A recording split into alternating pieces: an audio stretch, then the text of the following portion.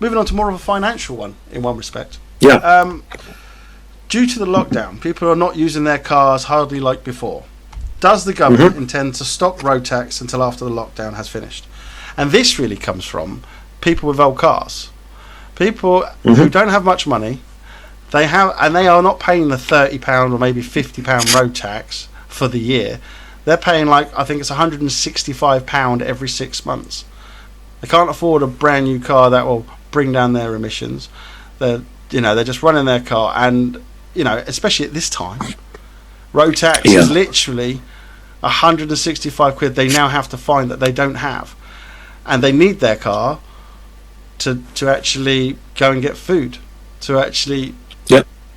So, is this something the government is going to look into? Because they've already got rid of. So there've already been a number of measures for private car owners. So anyone that needs an MOT has had an automatic 6 months put on to their MOT. Although that does not mean you can drive a car that is not roadworthy.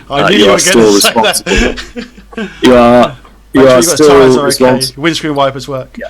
Water bottles filled up. Absolutely.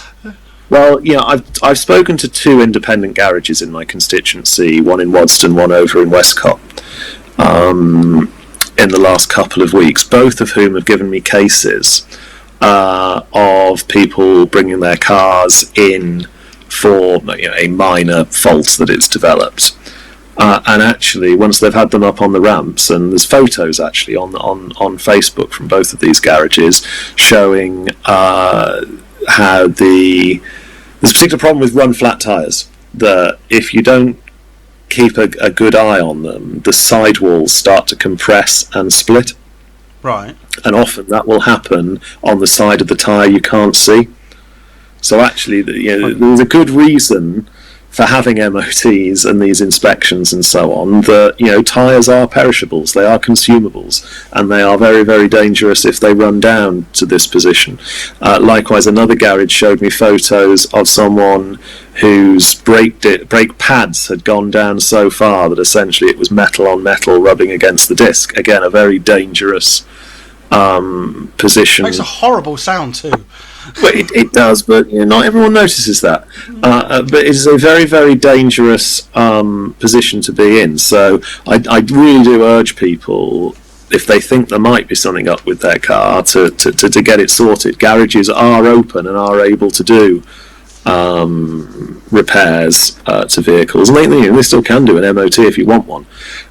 So that is one thing that the government has done. If you want, it'll be interesting to see what happens to the price of. It'll be interesting to see what happens to the price of fuel in the next few weeks, given it seems that oil is now essentially free. They can't give it away well, they at the price. I'll have some. Yes. Yeah, indeed. The price per barrel at the moment. I said earlier, I went and did the family shop last night. I went at 9 p.m. into Aylesbury. And I think I filled up at 109. The car was nearly empty. I filled up at 109. It's been nearly 130, 135 a litre. I'll make a small confession, diesel. That's another thing, but that's for another time. The price of fuel is already coming down significantly. Will the government move on road tax? Well, there is a case for the road fund duty to be looked at. I think if this lockdown goes on beyond the reasonable period we're expecting it to. Okay. There's no case for it at the moment. I don't know if anybody's made a point. I don't know how many people are affected by that, but road tax for the people who do, and chances are, unless you've got yourself if you've got yourself a vintage, you don't even have to pay road tax anyway. But a classic car, no. But there's a lot of people who are trapped with cars maybe 10 years old that now have to pay 560 quid a year. 165. You might be right. Yeah, sorry. No, it's more than that. It's a sliding scale now. Road tax isn't what it used to be. I think a lot of people are trapped in cars that essentially governments in the noughties told them that they were going to save the planet if they bought these particular diesel cars, which of course has turned out to be not true. They are fairly polluting, but of course, not that many people can just say, "Oh, okay, then I'll go and buy a new car tomorrow." Cars are a lot of money, and people are trapped in those road tax bans on those particular age of particularly diesel vehicles. Yeah, I mean, to me, I've never had a diesel really, but yeah, I do. I mean, going back to the sort of like the diesel back in the day, it was really supposed to be about biodiesel, wasn't it? But then they didn't work out that using all the rapeseed would actually cause problems for like wheat and all that and everything because of the fields. And what they actually thought was going to happen actually didn't, because it was like, well, actually the price of wheat's now gone up because of what you're planning on doing with biodiesel.